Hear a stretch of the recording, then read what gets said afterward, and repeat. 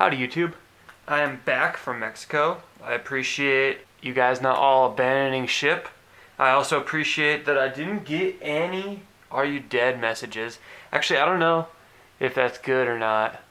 It's almost like you guys don't care about me or something. But I wanted to give you a quick update on my trip. I also wanted to give you a quick new ounce Saturday, a quick new ounce every day, and we're gonna move into Silver History Sunday and just pretend like the week-long absence never even happened. Okay, so basically,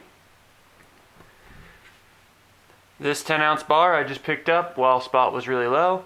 It got mailed to me and sat in my mailbox for the entirety of my trip, so I'm happy to come home to that. That was pretty cool. So this is going to be my new ounce a day for every day that I missed over this past week. My new ounce Saturday I also picked up in the same shipment, and these ones I'm pretty excited about.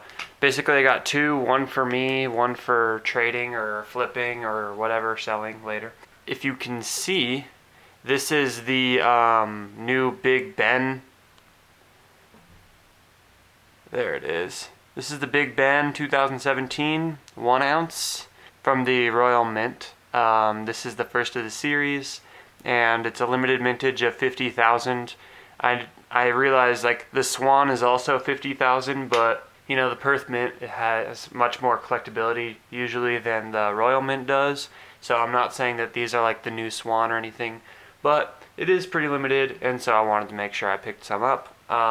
Especially considering I think I got them for like $22 each, which is a lot more than spot. But at the same time, whenever something new and fancy comes out, I like to pick up two of them, one for me, one for, trading and stuff like that. So that's my new ounce Saturday. Just the Queen. Came in a nice little mint cap though, pretty cool. I've been completely disconnected from the internet, from my phone, from everything for a week. So I'm kind of catching up. If you guys have already seen those coins, fantastic. I'm going to dig around also on YouTube and see what other people think about them. So let's move into the Silver History Sunday though. So this week's Silver History Sunday is one of my favorite coins. It's a bullion coin, and the reason I like it is because I feel like it goes on sale a lot. And so I like to do little transaction charts on my computer. I pretty much have a spreadsheet of every dollar I've ever spent on silver and gold and platinum. And even for my cryptos too, they're all inside the same chart. But basically, my amount paid over spot on Philharmonics is really, really low compared to the other bullion coins. So we're going to do the bullion coin, the Philharmonic, today as our Silver History Sunday. If we can get it to focus. There we go. Okay, so let's just describe the coin first. Pretty much this says Wiener Philharmoniker, which just is Vienna Philharmonic. It's an orchestra, pretty much. And this is Austrian coin that's commemorating that. And it's become very popular. And then here is the back, where it says Republic Österreich. And this is pretty much just saying that it's Austrian, basically. And then this whole area down here is just telling you its face value, its year, how much it weighs, 1 ounce. And then this, the pipe organ. The front picture is just various orchestra instruments. But basically, let's kind of get into the history of this. I'm sure you guys have mostly seen this, seeing as it is one of the most popular coins in Europe. In fact, I believe it's the 3rd most popular coin in the world, and at one point it was the most popular coin in Europe, beating out the Britannia. These coins are minted by the Austrian Mint and are themed after the Vienna Philharmonic. These coins started being produced in 1989 in gold, and they were only made in the 1/4 and 1 ounce size back in 1989. But then in 1991 they added the 1/10 ounce, and then in 94 they added the 1/2 ounce gold.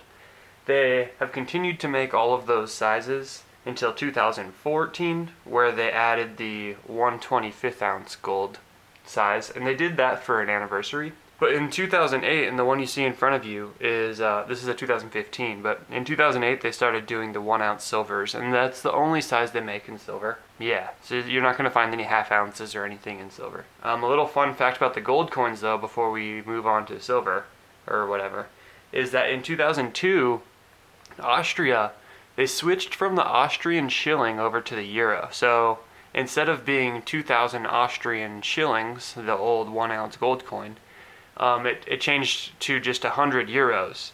So if you get gold coins before 2002, so 2001 and before, they're going to be in Austrian shillings, which I think is super cool because that's like pretty much a dead currency. I mean, they can, if Austria wants to pull out of the euro, kind of like with a Brexit or a Frexit or a Austrexit, whatever they want to call it, they could, I guess, revive the Austrian shilling. I don't think they would, but yeah, it would be interesting to see how something like that plays out because we haven't really seen that before. That's just a fun little fact. But yeah, if any of you guys have Austrian shilling gold Philharmonics, say so in the comments because I think that's super cool.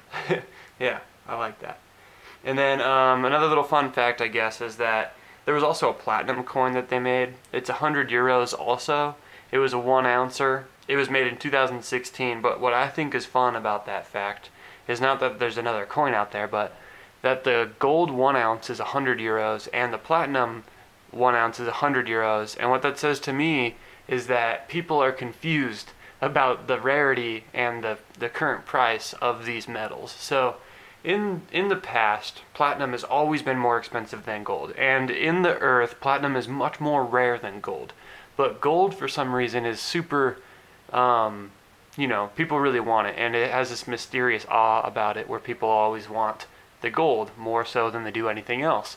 And so it's weird in that respect that they gave the platinum coin and the gold coin the same face value. Whereas in the past, we would have said, look, the platinum should have been worth more.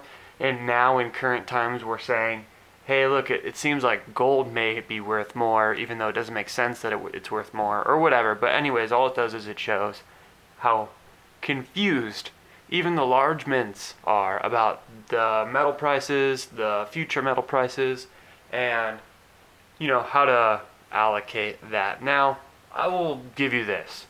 Platinum will never be worth, a 1 ounce of platinum will never ever be worth 100 euros again. And neither will gold. So it doesn't really matter. But in some sort of land where all of a sudden the euro exploded and was the most sought after thing in the world, it would be better for you to stack a bunch of platinum coins minted in 2016 instead of the gold ones, because you would get more bang for your buck considering the platinum is cheaper metal currently. Anyways, sorry that was kind of long.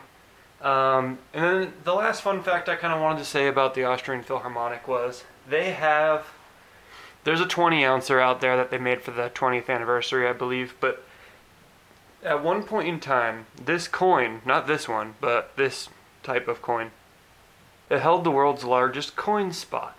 They called it the Big Phil, and basically it was a 1,000-ounce gold coin. That is insanity. And it had a face value of 100,000 euros.